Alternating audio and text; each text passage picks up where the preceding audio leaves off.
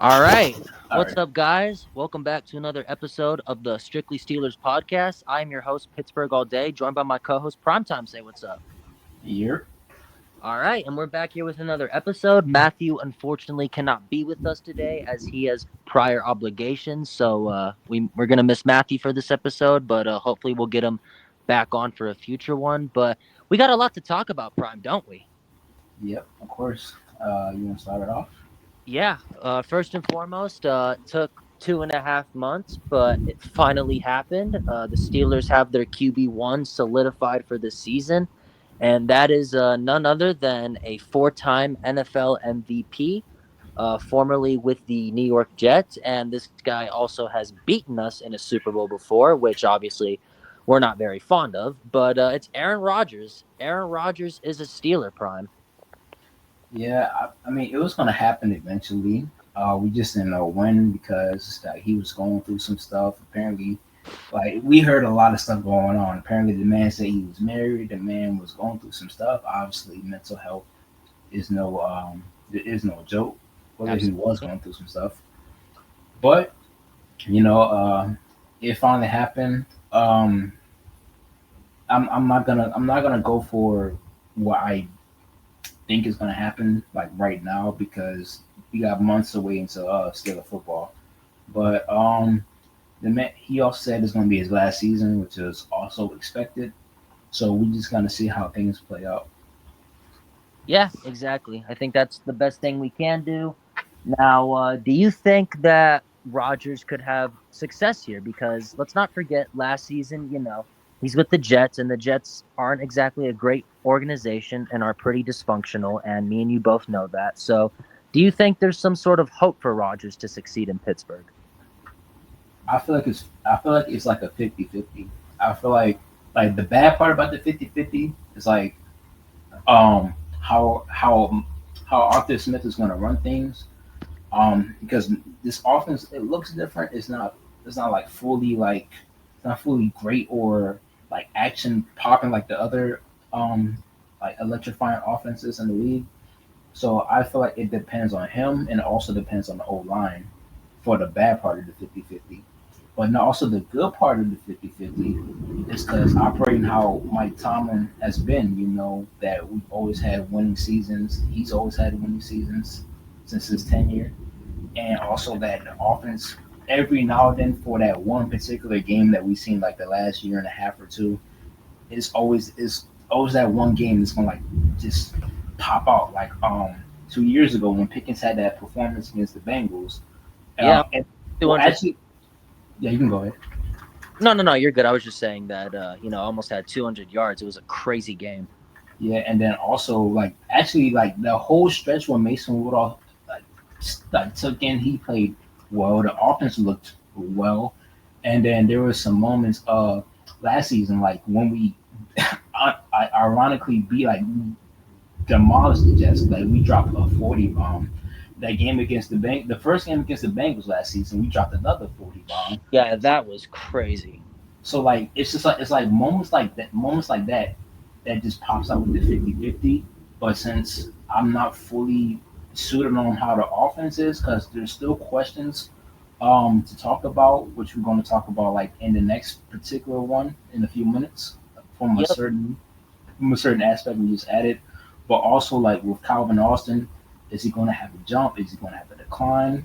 We got Caleb Johnson. We got Jalen Warren. Let's see how that. We're going to see how that tandem turns out. And then we also got Roman Wilson, who can hopefully stay healthy. We don't know what he's capable of. So there's a lot of questions going on in my mind about how the offense is looking, how Arthur Smith is going to be. So that's I'm just like a 50-50 with that. But also before I start talking, is like Rogers. He didn't. It didn't look like prime Aaron Rodgers, of course, because obviously he's older and he was coming off an Achilles injury, but he still played. Like for a down year for him is better than majority of quarterbacks like best years. Like you said, like um, I can't have a name from the top of my head, but like some like draft bust or something like that. It's like that's really incredible. Yeah, Like no, I get what you're saying. especially from a health perspective as well. But the one thing I have on Rodgers, which is the main reason why I didn't really want him coming to Pittsburgh, is just because he's a 41-year-old quarterback. I mean, the guy is not, in his 20s. This is not the four-time MVP version we're getting of Rodgers that we saw in Green Bay. It just that version's gone. I hate to say it. It's just not the same Aaron Rodgers that we were used to seeing. But again, I do think Rodgers is an upgrade over Russ and Fields, just because I think Rodgers has mechanics that fit this offense better than what Russ and Fields had to offer. I feel like with Russ and Fields, their problem is they hold on to the ball for quite too long and they take sacks, especially Russ. Rodgers doesn't necessarily do that. He'll throw the ball away when he needs to. But the question is, can he stay healthy? I mean, I think that's the biggest one of them all. Can he stay healthy? Because I don't think we can trust a 41-year-old quarterback who's coming off a torn Achilles a couple years ago to stay healthy for a full season. And not to mention, there were reports from Jets reporters and a bunch of the media that Rodgers wasn't fully healthy last season. So that's just a big thing with me is the health, because if Rodgers goes down, then you're back to where you were with Rudolph in 2023. So that's my whole thing with it. But I will say there are pieces on this offense. Like Prime mentioned, there's guys, there's talent. You got DK Metcalf now in the fold, who you're paying big money to, and I think that he'll be good for this offense. You got Calvin Austin, who had a nice season last year and took a step forward, and I think he can do so in the final year of his rookie contract, because guys in their final years tend to play really well because that's when they want the bag. So I imagine that's Calvin Austin's mindset right now. Then you got Pat Fryermuth, obviously, who's a above average tight end in his starting caliber. Now you have Jounu Smith, who we're going to get into shortly. And then it's just the O line, like Prime was saying. How is the O line going to be and how is it going to look? Because there's been so many different rotations and line combinations, like putting Broderick Jones at right tackle for whatever reason, and letting Dan Moore play the left side, which he was not very good at all. So how's that going to look? Is Broderick Jones going to play good at left tackle? Is he going to go back to his Georgia days where he was constantly pancaking people? I don't know, because when you got guys like Myles Garrett in the division, it's a cause for concern. But I think the pieces I'm not really worried about there are Zach Frazier. I think he's going to continue to get better. I'm excited for what his future could look like. You got Isaac Seumalo on the left guard, who's a capable veteran. And Mason McCormick, a fourth-round rookie last year. I think he can be pretty good. But again, it's a fourth-rounder or fifth-rounder, so don't put too much hope into that. And, Troy Fawatanu coming back from injury, how's he going to look? Is he going to contribute right away? Is it going to take him a little bit to get going because of I think it was a shoulder or knee injury. I can't remember which one. But, so yeah, there's just a lot of question marks there, which is why I agree with Prime on most of it. But I do think that Rodgers does have a lot of weapons here than he did last year. Yeah. But so, what do you think? Before we get off of this, what do you think is a realistic Aaron Rodgers stat line for to expect this year? Stat line. See him putting up maybe over 4,000 passing yards, close to that, because he had 28 touchdown passes last year, 11 picks, and close to 4,000 yards. Now, granted, some of this could be misleading because the Jets won 5 games, but still, stats don't lie. If I was to give an estimate, I'd say at least 26 or more touchdowns. Um, Hopefully lower than like 12 interceptions. Rodgers has always been a quarterback that has not been known for throwing picks. His highest in the season is 13. That was 2008. Yeah. So I expect 13 or less interceptions, at least 26 or more touchdowns, and probably at least 3,700 plus passing yards. Okay, that's fair. I think that's where I'd be. I'd be in that ballpark range for sure. So yeah, I like that. That's pretty good predictions. But I also like that the Rodgers contract. It's very team friendly, which we need at the moment, which we'll get into in a couple segments. I think Prime knows what I'm talking about. But it's a very team friendly contract, wouldn't you say? Yeah, pretty much. Yeah, I'm glad that it wasn't close to like 30 million or just something outrageous. But Nonetheless, Aaron Rodgers is a Steeler. We'll see how that goes. I'm going to obviously give it hope, but I'm going to keep my expectations realistic, as all Steelers fans should, which brings us into our next segment. Prime, we recently had a trade that we have to talk about. Yes, sir. And that was a trade that we've done business with in the past, and that is the Miami Dolphins. The Steelers have traded away Minkah Fitzpatrick, a two-time first-team All-Pro safety, to the Miami Dolphins, back to the team that drafted him. And in exchange, the Steelers received Jounu Smith, who is best buds with offensive coordinator Arthur Smith, and not all of it. Steelers also got Jalen Ramsey too. Yep, Jalen Ramsey is a Pittsburgh Steeler. There were rumors about it swirling, and then even Schefter came out and said that the Steelers were not a likely destination because Ramsey preferred a West Coast team, but that was all a lie. The Steelers wanted Ramsey, and they got the deal done, but it costed Minkah Fitzpatrick. Prime, what are your thoughts on this trade? Like when I first looked at the trade, I'm like, it was like bittersweet because I know I feel like the main reason was because Minka had like the last year and a half or two, basically down years. But I also feel like his down years was better than most safeties in the league. Um, but it's because like Minka is still young, he's 28 and stuff like that. But like also like that we got Jalen Ramsey. I've always liked Jalen Ramsey. Um, Oh, yeah, he's a dog. my only problem is that like he's like 30, 31 or something like that. And Yeah, I he's was yeah, so and then like with us signing veteran players, like um we signed Darius Slay, he's 34. Um we had Patrick Peterson a couple of years ago, he's like 34 as well. We don't want to talk about that. So it's like all these veterans is like guys I really like, especially like if we had them in their prime. Like what I've been hearing and what I've been saying is like imagine this team 2020, 2017, 2018. It will be so deadly, but obviously that's the past. I'm not gonna dwell on the past. But like my only because like Ramsey he wasn't like the last year and a half, you didn't really hear much about him in Miami. And like the last year and a half or two, you haven't really heard much about Minkah Fitzpatrick. So I feel like that could be a wash situation. It could be a win lose situation. That's all going to depend on how the season plays out. And now for Jounu Smith, he had a monstrous season last year with the Dolphins, he and did. it said that he had the best numbers for a Miami tight end in history. That's kind of crazy. Yeah, that So is. so I'm like also like him being back with Arthur Smith. Um, I'm curious to see how that's gonna be like. I'm like, are we just gonna use John Smith and Pat Fryermuth as a dual tight end combo, like how Isaiah Likely and Mark Andrews is with the Ravens? Is John gonna play some wide receiver? Because I know he can, but like I said, I'm not Arthur Smith. I'm not the offensive coordinator. That's how that's all with them. Um, obviously for Minka, I love him. I'm gonna miss him.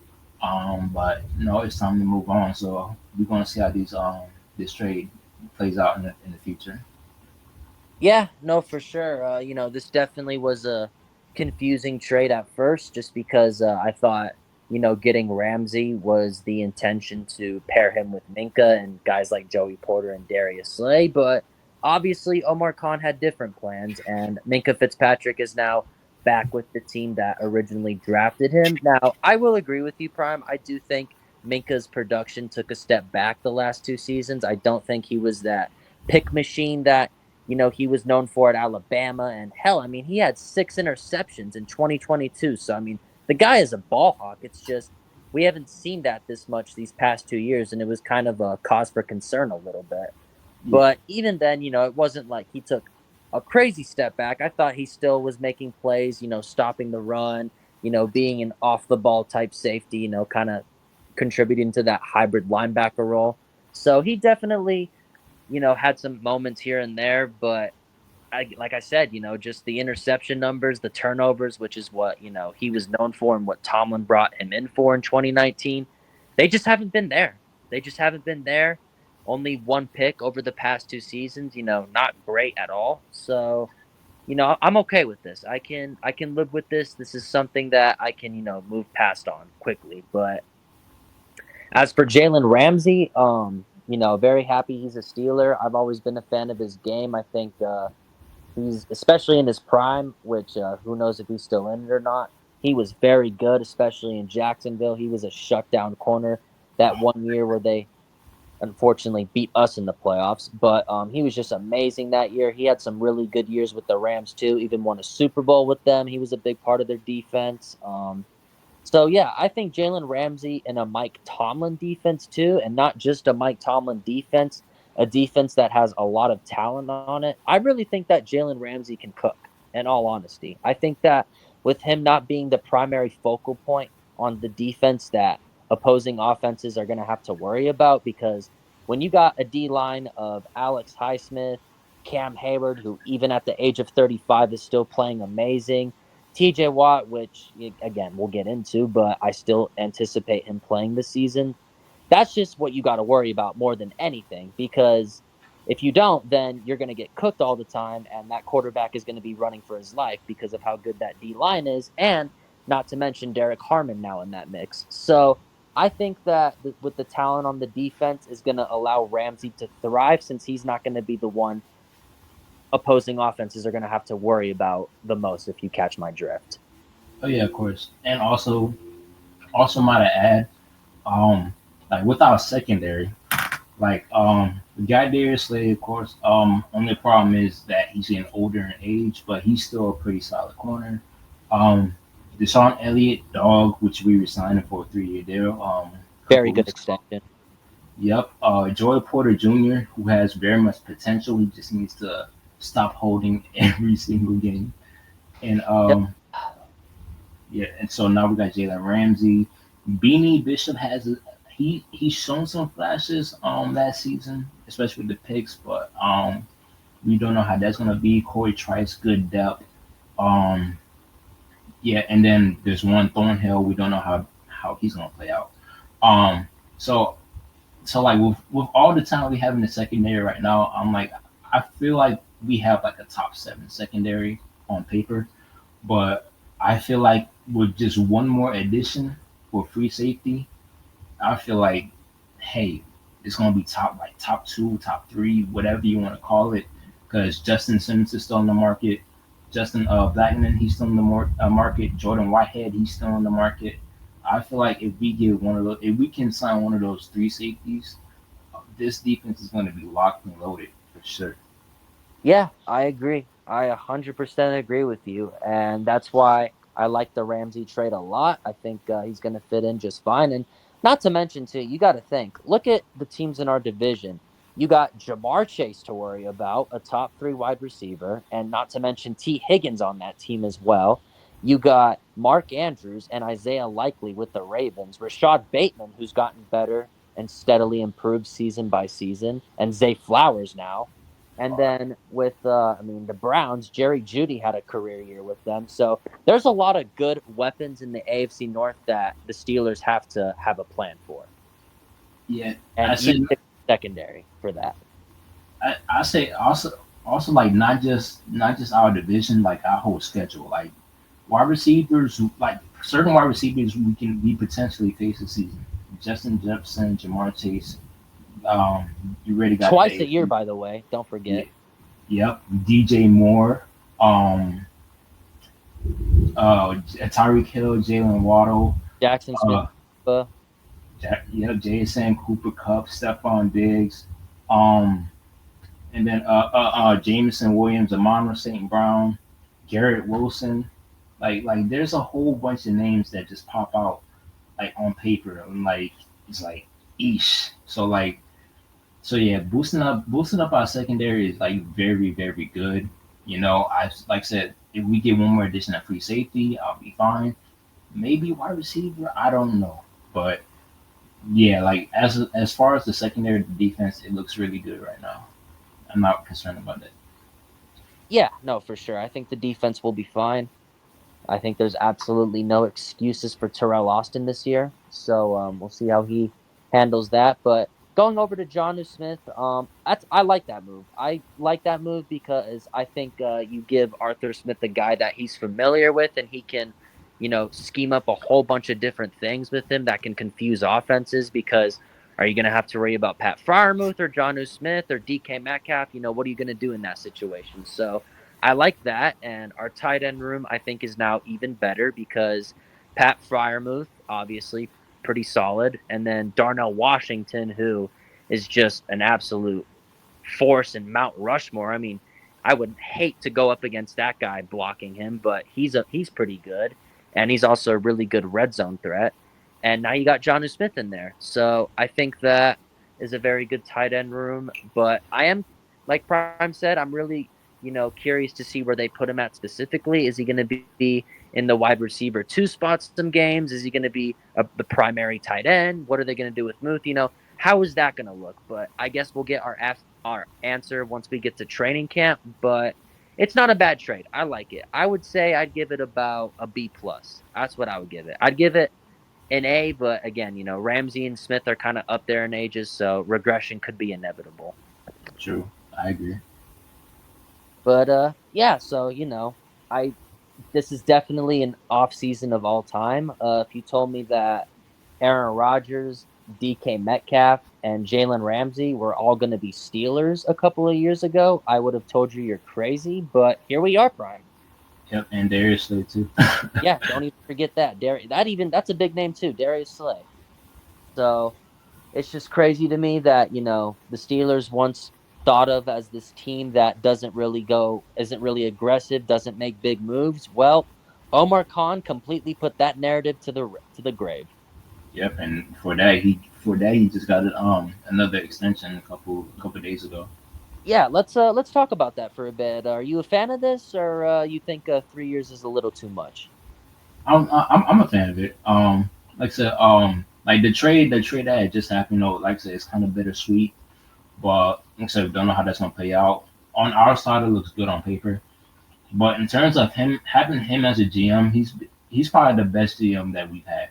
Like Kevin Colbert, like with all due respect, like this man was just known for just trying to focus on the draft, not do any big moves, and just sign like free agents. Like just sign free agents in the off season. Like it's like that. That's not gonna win you like games. It's not gonna win like steal. It's not gonna be steal of football. It's not gonna win playoff games. Imagine a whole killer beast offense with a better defense. Like the main vocal point of our defense was Ryan Shazier until he got hurt. If he don't get hurt in 2017, I might be biased. I say that we're gonna win it all. We would win it all that year. If Yeah, the despite the Eagles, yeah, that would have been a tough game, but I think they could have won. yeah. So like, and then looking at our secondary the years, I'm like, what have we done to help Ben, help AB, help Le'Veon Bell, help Cam Hayward, like he had Artie Burns, you had Ross Cockrell, William Gay was like solid every now and then, but John like was Davis, so John Davis. yep, Shamarco Thomas. I'm like, these aren't really names that are just gonna like pop out to like certain teams and defenders. I'm like, you just looking at this team, looking at the defense, like, what the hell? Like, what the heck is going on? Like, our best corner is the last, like, before we got Joey Porter Jr. Like, our two best corners was Joe Hayden and Steven Nelson, like within the last 10 years. That's kind of crazy. Steven Nelson had a really great year in 2019. Joe Hayden had a solid tenure with the Steelers, but like everything else, I'm like outside of the Troy Polamalu, James Harrison days, the early 2000 Steelers days, I'm like it was only one thing that was consistent. Like during the 2000 Steelers, it was mainly the defense. You don't hear much about the offense, despite the fact you had Ben. And then later on, like 2013, 2014, it was just the offense and mainly the offense. You didn't hear much about the defense. So it was like there's only one. It was always one thing. We can't be consistent. That's kind of how we are right now. It's like we've been in that same cycle, but having Omar Khan as GM, he's made significant changes and like things that and moves that we wouldn't have thought of or seen before. Like we traded Chase Claypool to get Joey Porter Jr. and that's one of the biggest feasts in the last Oh, last couple of e- years. easily. Are you kidding me? I'm like that. Like Kevin Colbert would not have done that. A matter of fact, he probably would have extended Chase Claypool. Oh yeah, knowing Colbert, he would have. Colbert was a very conservative GM. Exactly, like being conservative and stuff like that. Just saying that the steal away, like what is the steal away? The Steelers have not had a way since 2017. Like, so what is the steal away? So all of this, not making much moves and like just being in the same cycle consistently.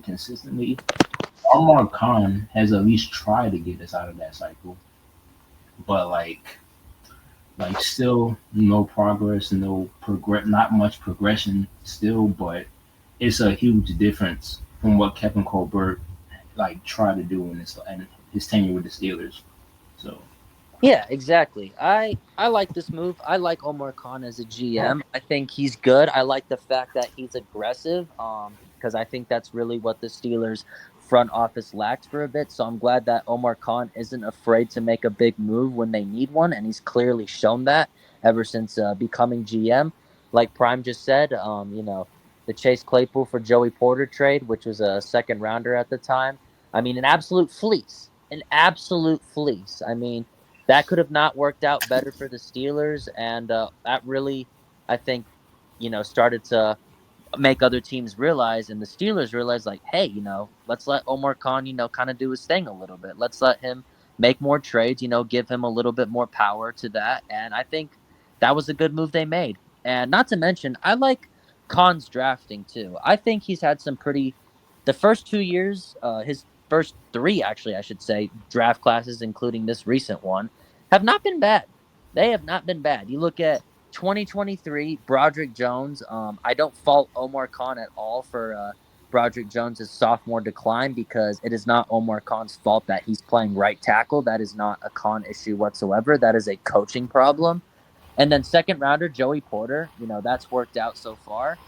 And then you got Nick Herbig, an absolute steal in the fourth round, in my opinion. Keanu Benton as well, who's showed flashes and has gotten steadily better. So I think that, and obviously Corey Trice in the seventh round, that's really good depth as well, despite his injury concerns. But Omar Khan has picked up some solid players. And in 2024, you got Zach Frazier, you got our starting center for the future. Hopefully, Troy Falatanu works out. And then, yeah, Peyton Wilson, too. I mean, that's another steal. Roman Wilson hopefully could work out, but we'll see. This is going to be a big, testament to that. But I've liked the drafts that Omar Khan has had so far. I think he's picked up some pretty solid players. I don't for more I don't hate the drafts. There's just like certain players certain players that have been in my mind like the past couple of years. It's like I feel like maybe you should get that guy. Like I want to get like I like JPJ and like I also want a Gonzo, which that we traded that pick away and picked up Broderick. So hopefully he pans out this season and then last season. Even though we needed uh lineman and we got Troy Falatanu, hopefully he has a good season this year. We both wanted Brian Thomas Jr. We did. We both wanted him very badly. I will say that. And And this man, they he's really now Jags. he's now a top 10 wide receiver in the league. So it's like Yeah, that would have fixed our wide receiver problem for sure. So I definitely agree with you there. As for Gonzo, I think Gonzo's a great corner, but I think he is a little injury prone, and Joey Porter has shown he can be more durable. So I do like that, and I can honestly live with that. But yeah, Brian Thomas Jr., that one hurts. yeah, I'm like for also for the Steelers, I'm like sometimes they need to take a risk, man. Like I mean, I feel like this new trade is kind of a risk since we traded Minkah Fitzpatrick. I felt like we could have packaged something else and kept them on the roster, but that's for another day. But like taking a risk, like a match, like especially for that draft, like go wide receiver since offense has been lacking the last since 2018. Offense has been lacking consistently, and we have the most expensive defense in the league the past 5 years. I'm like, we could have took a risk on that. I know, I know we had bad QB play, a bad offense, but so did the Jags. Trevor Lawrence got hurt half the season. Mac Jones throwing him the ball. Oh, 150 yards there. Oh, 100, 30 yards there. 2 touchdowns. I'm like, he's a stud, especially LSU wide receivers that have popped out since 2017, 2016. Like, 2020 notably because of Justin Jefferson. exactly, Justin Jefferson, Jamar Chase, Brian Thomas Jr., Malik Neighbors, like LSU wide receiver. You the past couple of years, I'm like, he was my favorite prospect in the draft last season. Look at He him. was mine too, bro. Remember for those podcasts, me and you were talking about it.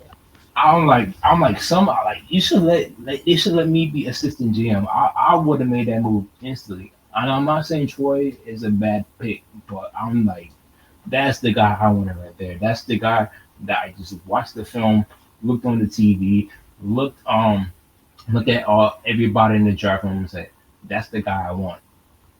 Yeah, Man, and again, just by looking at that film and tape, you can easily tell, like, yeah, this dude's a good receiver. it hurts. Like I thought, let me read you his stats from last season. Like this man had 87 catches, 1,282 yards, and 10 touchdowns. Oh my goodness, that would have and with Russell Wilson's moonball, that would have helped tremendously, wouldn't it? Yep. Like playing mainly with Mac Jones, and he had 6.6 yards after the catch. Like, and then they're 15 yards per reception. Like, that's really insane, man. Yeah, he was really good last year. It really sucks to see him on a bad team, but it's whatever, man. All we can hope for is that Troy Falatanu, proves to be a nice piece on the O line and proves to be a starting caliber right tackle. But this season will really, tell of that. That will show if we made the right decision or we made the bad decision, and that will ultimately all fall on Con. Yep. But all right, so we got a really big situation to talk about here. Probably the biggest storyline surrounding the Steelers right now. And the reason it is the biggest storyline is because this is their best player on the team. The team is 1-11 without him. He constantly has bailed this team out of many games, and he even has a DPOY to his resume. He tied the sack record, and That more. J. Watt, like TJ Watt. And why is he a big storyline? Because, he's unhappy with his contract situation and he's already held out a mini camp, mandatory mini camp for that matter. And I'm pretty sure he's going to hold out a training camp if he doesn't get a new deal anytime soon. Isn't that right, Prime? Yeah. Um. As for TJ, I'm in a mix of things. Like, I feel like one part of me is like, if he gets traded, I won't fully mind. One part of it is because like he's getting older in age. He's 30.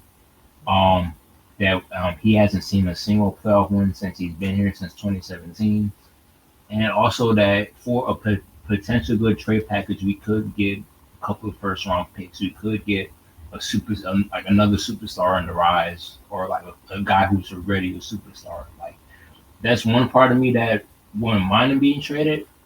The other part of it, and then the other part is that the other part that I would want to keep him because he's TJ Watt. He should have multiple Defense Player of the Years to his name. Um, he's one of the best edge rushers and linebackers in all of football, defensive players in all of football. And as you had just pointed out, the 1-11 stat, that's really insane, especially 2021. He did a real carry job for our team. Oh, Like yeah. Without TJ Watt, we don't make the playoffs. without TJ Watt, we don't get like 6 wins. Yeah, yeah, because you had as much as I love Ben, and I will never trash on Ben, for his on the field play, but that year you could just tell that he needed to hang it up. Yeah, and then that Seahawks game on Sunday Night Football, that was Oh my gosh. And it's that play he had forced that fumble, three guys trying to block him, hit that spin move, uh, hit the spin move, cut back, strips Geno Smith, Devin Bush almost fumbles the ball. Yeah, you could when he was going down with it, he nearly coughed it up. I'm like, yeah, TJ was just insane that year. Defense player was rightfully his, and like I said earlier, he should have many more to his name, but we're not gonna talk about that. And so, like I said, if he does get traded, I will hope it's for someone good, and I will wish him the best if that's a scenario. But if he doesn't get traded, if he doesn't, like I said, let's just pay him whatever he wants. I don't hope. I hope it's not too crazy of a contract that will set this team back in a certain standpoint. But like I still want him. I would still want him on the team, especially how our defense looks right now with the additions that we made. Like you said, I will of course want him back. So it's like a 50-50. But just based on what he's done for everything, I do want him back, of course. Yeah, no, absolutely. I'm right there with you. TJ Watt means a lot to this defense and to this team. He's the heart and soul of it. And, the guys in the locker room feel that way about him. And he's a big reason why the Steelers are, competitive and relevant, if we're being completely honest with you. So I just really think that the Steelers management, um, I hope they come to terms on an agreement with him soon. And I think they will because the Steelers have shown in the past when they need to get stuff done, they end up getting it done, even if it takes a hell of a lot of time, but they still manage to get it done.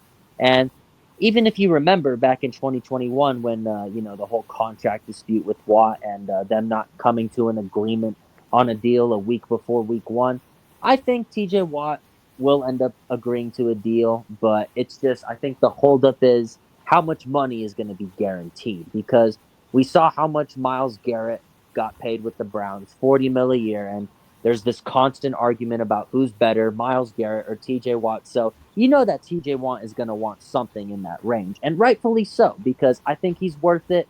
He's proved it, even though he kind of had a bit of a down stretch late last season, but even then, looking at it, he was still very much our best player on defense, and there's no ifs, ands, or buts. It's just the truth.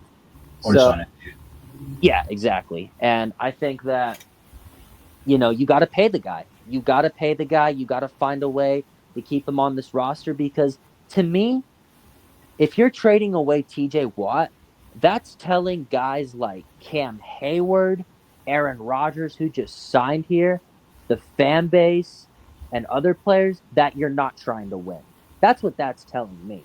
Because if Yeah, you trade away your best player, then that's sending a message. So, and that message to me is you're not trying to win. And we all know that the Steelers are in win now mode. Mike Tomlin will never settle for a losing record or a losing season or a tank job of a season to get a top tier quarterback like most people want to do, but they're just not that kind of team. So that's why I think you got to come to an agreement with TJ Watt. You can't trade the guy because you've made all these other moves like for Jalen Ramsey, Jounu Smith. You traded away George Pickens. You've got Aaron Rodgers on the team. You got DK Metcalf, and you're paying him $30 million a year right now. So nothing is telling me that the Steelers don't want to win. So yeah, that's why I think they will come to an agreement. Now, when that happens, I don't know. I don't know if that's going to happen before training camp. I don't think so. I think it's going to happen during training camp, if I had to guess. And that's just where I'm kind of at with the situation. yeah. I agree with you. Yeah, but here's the real question, though, Prime. How much would you give TJ a year personally? Um, like, let me look at Miles Garrett contract right now. Like, Yeah, because I think it's 40 million a year, and as I said, it's going to be in that range. And again, I don't blame Watt for that, but I'm just trying to think of a number that isn't gonna, set the Steelers back long term financial wise.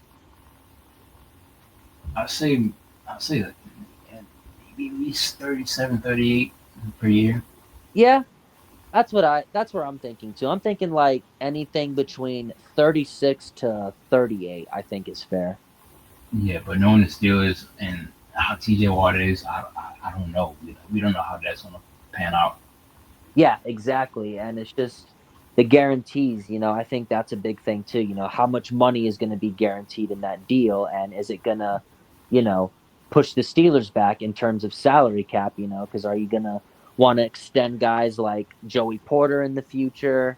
You know, Alex Highsmith, I'm pretty sure, he's got 2 or 1 year left on his contract. What's your plan with him? And Nick Herbig, even too, I feel like has become a pretty big factor on the defense for his explosiveness. So I really think that there's just a lot of things that you got to think about here. Yeah, So and then also we got the DK contract. I think we get like he's in like what 3 years, 4 years with yeah, us. yeah, it's like a 4 year or 5 year. It's like 30 mil a year. So you're committing a lot of money to some guys already. So Yeah, how much are you going to commit to Watt, and is it going to be enough for you guys to stay above the cap? so yeah, like we already got the most expensive defense. I'm like, we just gotta make it work. Yeah, and now not to mention Jalen Ramsey now with his big contract. Yep. So there's just a lot of question marks surrounding this Pittsburgh Steelers team, but TJ Watt being the biggest one of them because of his impact on the team and just like Prime said, being one of the best defensive players in the league. Obviously, as you can tell, me and Prime hope that TJ Watt is with the team next year. I think he will be, but I think it's just going to be a process we're going to see play out till the end of July. Very much true. But yeah, so looking at the team right now, and you've mentioned it a couple of times. What do you think is the biggest need on the Steelers right now? I'm still a free safety. Because like the three free agents I listed earlier, I'm not too sold on one Thornhill considering we signed him for a 1 year deal, and we just lost Minkah, who was our free safety. So, and then with our free safety depth, I don't even know who's our backup free safety. It's technically Um, Miles Killebrew, but he's a special teams player, and Sebastian Castro, an undrafted player out of Iowa. I did. Oh, yeah. Okay, I remember him now. Sebastian Castro. So like you said, Castro unproven, Moss Killebrew, mainly special teams, and then Juan Thornhill, 1 year got out, 1 year deal, was on the Browns last season. And wasn't I might add he had a pretty abysmal season with the Browns. Yeah, so yeah, for a 1 year deal. So like that's why I'm not too sold on him. I like the fact that he's always liked the Steelers, but I'm not really too sold on him being a Steeler, like starting. So Yeah, like exactly. It's one thing to like the Steelers, but it's also one thing if you're good or not. yeah, so if we get one of those free safeties, I'll be fine. And then as for the wide receiver room, and it's not bad. It's just unproven. So like, there's a couple free agents like there's Amari Cooper. Um, You got who- Allen out there. yeah, but he said he didn't want Yeah, to. he said he doesn't want to come here, so I think you could throw that out the table. Yeah, Gabe Davis. we didn't want him either. Yeah, he visited with the team, but from what I've seen on Twitter is that they're still communicating in some sense and that there's still interest there. So who knows? But I don't know if I necessarily want Gabe Davis. Yeah, so I say that the best choice available is Amari Cooper. Um, but it's probably not gonna happen. Like I said, just mainly because the wide receiver room is unproven. Like we traded George Pickens, DK Metcalf is the only proven guy. Calvin Austin is not bad either, but like it's like It was just one season. yeah, and then there's like a lot of questions like is he going to be wide receiver two? Is he going to line up in the slot? And how Jounu Smith is going to play out? And And Robert Woods too, because I mean they signed him. oh, he's not going to do much. He's just going to block. Yeah, He's no. I think it's going to be Van Jefferson and Allen Robinson role. I don't think he'll get extensive targets because it is like clearly not the Robert Woods from the Rams. yeah, and then Roman Wilson, like I said, we don't know. Hopefully he stays healthy. We don't know what he's gonna do yet. So it's basically an unproven wide receiver room. So defense, Defense free safety, one of the three I mentioned. Wide receiver, Amari Cooper. Yeah, or I mean, you could bring Antonio Brown back from the Middle East to put, people in seats. Who knows? My goat. Yeah, man. But yeah, I agree with you in all seriousness. There's just a lot of question marks on those two positions, the safety and receiver room. I would probably agree with you. Those are the two biggest needs on the team. Receiver room, I'm not too worried about as I was last year because we do have a proven guy in there, and I am pretty optimistic about Calvin Austin, so that's why I'm not too concerned about the wide receiver room. I will say I am concerned about the safety room because, like I said, Juan Thornhill had an abysmal year last year with Cleveland and is not getting any younger, so not exactly hopeful there. I mean, obviously, I like Deshaun Elliott, but I don't know if he's exactly the type of guy to carry a team, especially a safety room.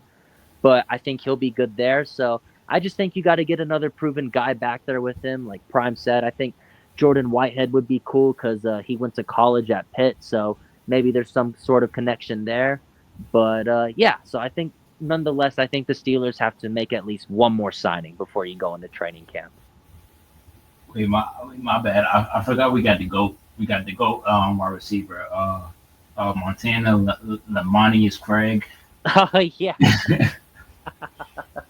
yeah, I forgot all about that, man. That's Key and Peele, man. That's the greatest ever.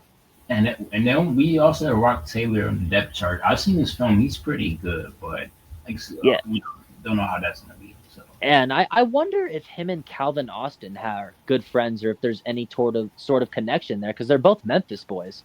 yeah. And then we also got Scotty Miller and Ben Scarron. I mess with Ben. I mess with Ben. Yeah, I like Ben Skoranek, not only as a receiver but as a special teamer too. I think Skoranek's a very good gritty player that you need. Yeah, very much. As for Scotty Miller, I went to the Giants and Steelers game last year, and he dropped a bomb, like an absolute dot by I Russ. remember that. Me and my friend Richie were so mad about that because it was one of the most beautiful passes you've ever seen too, and he just dropped it. We should have had at least 3 touchdowns that game. Yeah, Russ was cooking that game, dude, and our receivers just couldn't catch outside of Pickens. And well, even him. I mean, he caught it. He caught for like should have been touchdown. Like he tapped his right or left foot Yeah. twice, but Oh yeah, I it remember. wasn't 2 feet technically. Yeah, it seemed like the only receiver that could really play that game was Calvin Austin. In all honesty. And then I think he had another touchdown that got called back because of Broder, if I'm not mistaken. I don't think it was a touchdown. I just think it was a really big play that got called back. You see, you see, oh my goodness, you see, I don't want to fall for the rage bait because like Broder did a lot of that last season. Yeah. Uh, Again, he had a sophomore slump for sure, but again, and I'll continue to say it, switching positions on the offensive line is very hard. I know. Very, very hard. And Broderick Jones was not drafted to play right tackle. And Omar Khan made that very clear. So that's why I blame coaching for that strictly because I I just don't know why you put him at right tackle when Dan Moore's giving up 3 sacks a game. It just doesn't make sense to me. Yeah, I don't know what was going on there. Yeah, And then so I will say though, this is a make or break year for Broderick since he's going to be at left tackle and he's going into the third year of his career. So it is a make or break season for Broderick Jones. yeah, very much. And also the like couple of new names that we signed, like probably gonna talk about it for like another segment, like training camp, the 53-man roster, because with the running backs we still got Cordero Patterson, we got Trey Why Sermon, he's on the team? Skylar Thompson, Yeah, playoff starting quarterback, by the way. yep, and then Connor Hayward. Yeah, Connor Hayward, I don't mind too much because he's decent on special teams, but when it comes to blocking, oh my goodness, that guy gets cooked all the time. Oh yeah, of course. Like I remember last season, I think it was against it was against the Jets. I see Connor Hayward come in like Russ motioned him in, and dude, he just gets pounded by Quinnen Williams. Like, dude, I remember. just gets thrown to the ground. Yeah, Yeah, I don't know what was going on there, man. Yeah, so there's just, a lot of question marks right now with this team, but I'm glad that we were able to talk about it because it's kind of been a minute since we've done an episode because we're kind of in the, dog days of summer, sports specifically, because there's not much on. There's no basketball, there's no football, there's no hockey. It's just baseball, which my team sucks, so I'm not going to waste my time there. But yeah, On the good side of things, preseason football is next month. So exactly. And not only preseason football, we're going to get college football back real soon, too. college football, preseason football, training camp, Yeah, NFL season a month and a half away. exactly. Uh, It's coming. It's coming. We just got to wait a little longer. A little longer. that's what she said.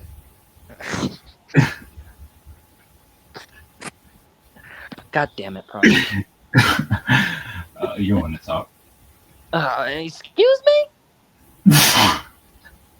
I mean, you're not wrong. But anyways, let's talk about college football for a little bit. How you feeling about USC? Not confident, man. I Uh, that answer. they said, no Caleb Williams. Half our team transferred.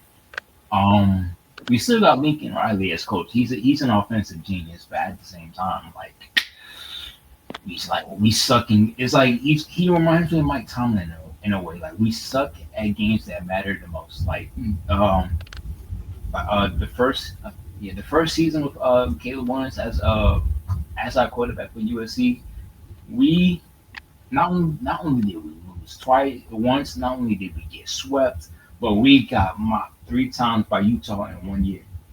In 1 year, regular season, Oh, and and yeah, and then the was it like the college playoff 8 or something. Like, no, wait, it was something else. I think it yeah, was no, I like remember, you were not happy. Let me just put it that way.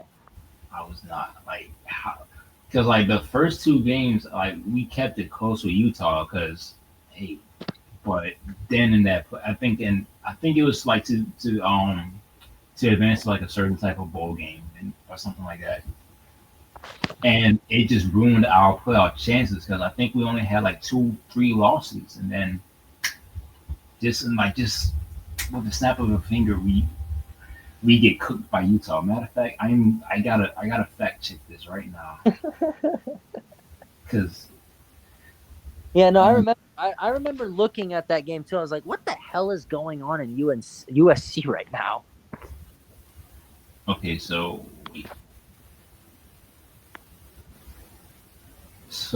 we went 11-3,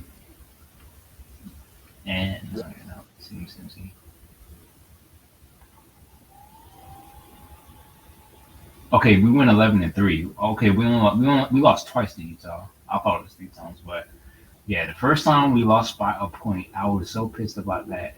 Then the second time, in the Pac-12 championship, we got demolished, and then the Tulane game we choked and lose by a point. Oh, that And, game was awful. yeah, we lost. So like yeah, especially so like what he did with us and like Caleb's like in my eyes is the best quarterback in UFC history, based on his talent, what he did.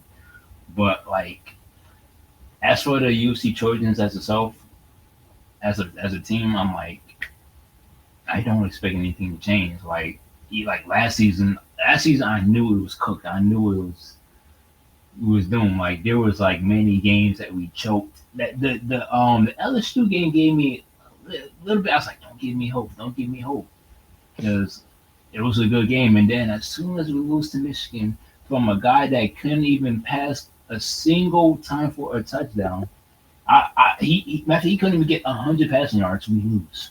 We lose to a team that just ran the football and played defense. I'm like, I didn't want to talk about it. I took a picture of the stat line. Oh my.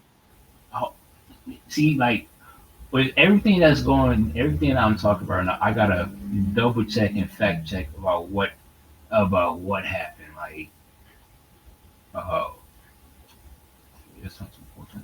Yeah, who? I mean, I'll say this. My college team, Texas Tech. We actually got a transfer from USC, a running back, Quentin Joyner. What can you tell me about him? I feel like he's solid. We didn't really run the ball much last season outside of Woody Marks, who had like wait, what's the Woody?